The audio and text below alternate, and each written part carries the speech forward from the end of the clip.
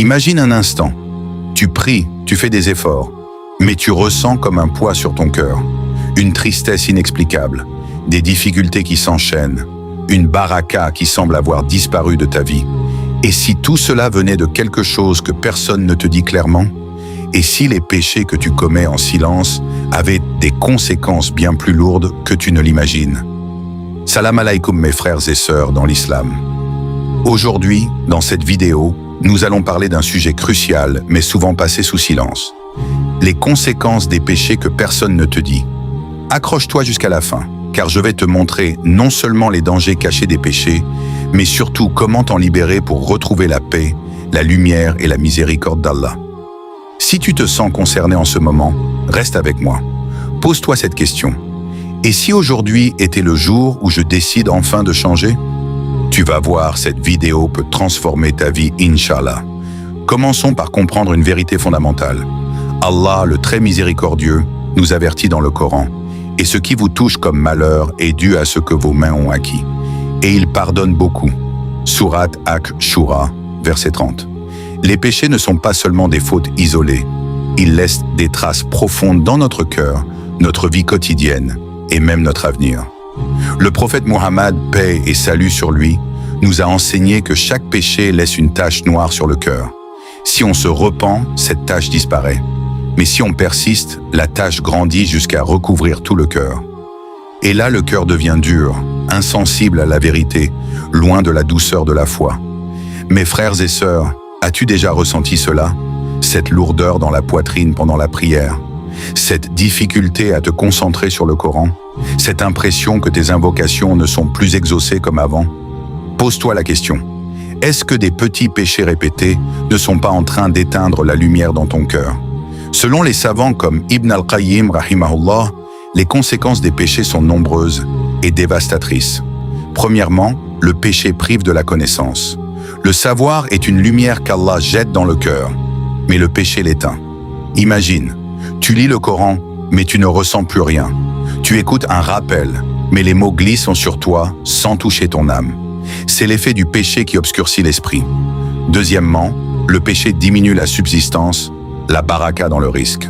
Le prophète, paix et salut sur lui, a dit « Un homme peut être privé de sa subsistance à cause d'un péché qu'il a commis. Tu travailles dur, mais l'argent file entre tes doigts. Les bénédictions disparaissent de ta maison, de ton commerce, de ta famille. Tu te demandes pourquoi rien ne marche? Peut-être qu'un péché caché est en train de bloquer les portes de la baraka. Troisièmement, le péché crée une solitude dans le cœur, une sensation de vide, d'éloignement d'Allah et même des gens.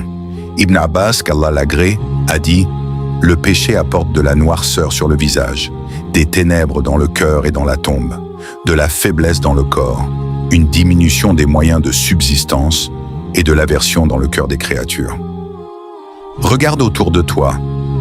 As-tu remarqué que certaines personnes, malgré leur beauté apparente, ont un visage qui ne dégage plus de lumière? Leur cœur est lourd, leur corps fatigué sans raison médicale claire.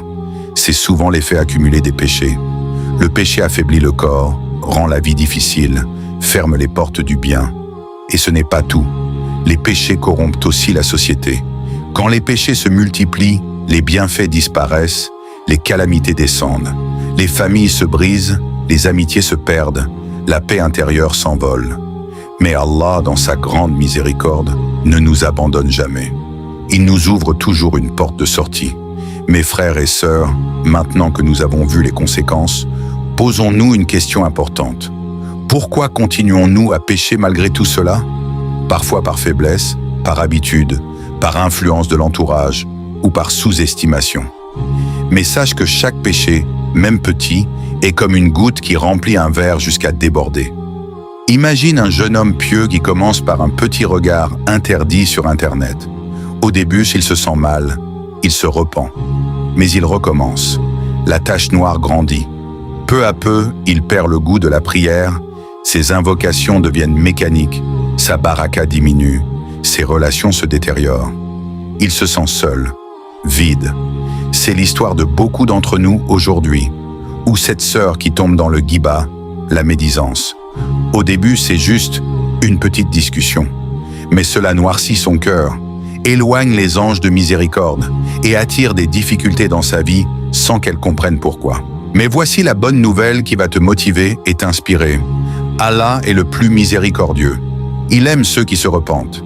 Il dit dans le Coran, « Dis, ô mes serviteurs qui avez commis des excès à votre propre détriment, ne désespérez pas de la miséricorde d'Allah. Certes, Allah pardonne tous les péchés. Oui, c'est lui le pardonneur, le très miséricordieux. » Sourate Az-Zumar, verset 53.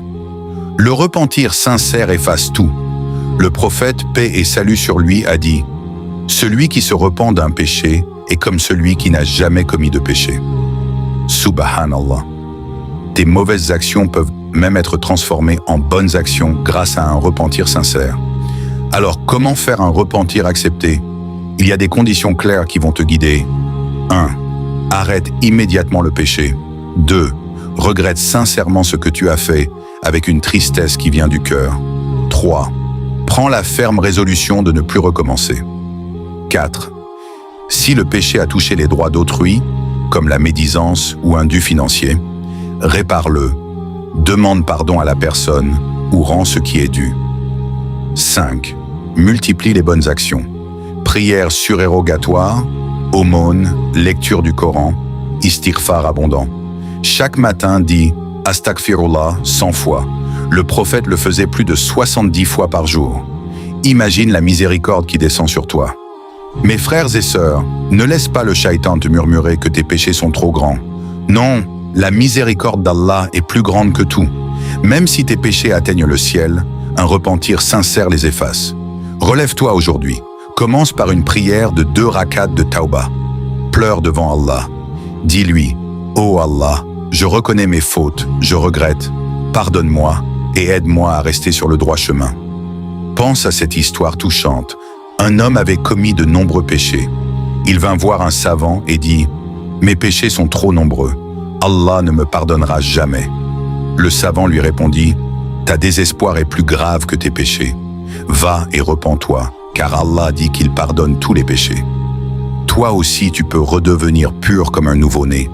Ta vie peut changer. Plus de baraka, plus de paix, plus de lumière dans ton cœur, des invocations exaucées, une famille unie, une santé meilleure. Maintenant, au milieu de cette vidéo, je te fais une promesse.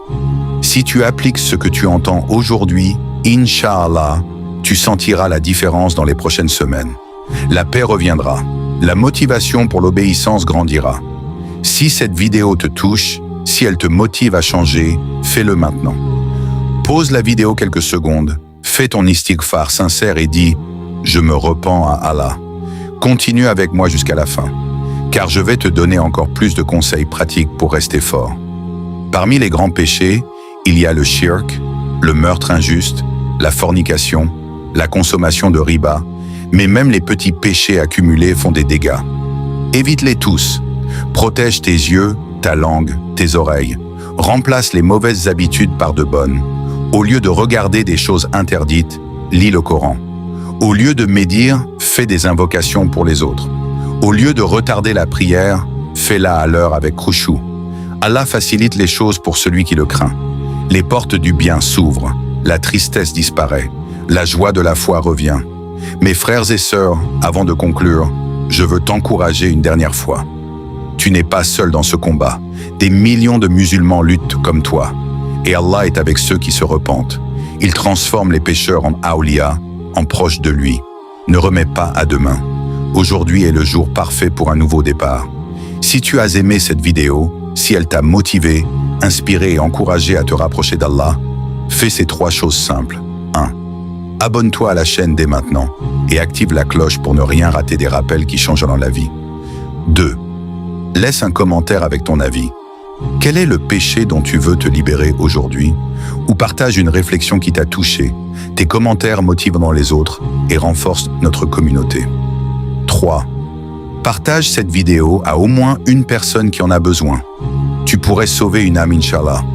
Que cette vidéo soit un moyen pour toi de te relever plus fort, plus proche d'Allah, rempli d'espoir et de détermination.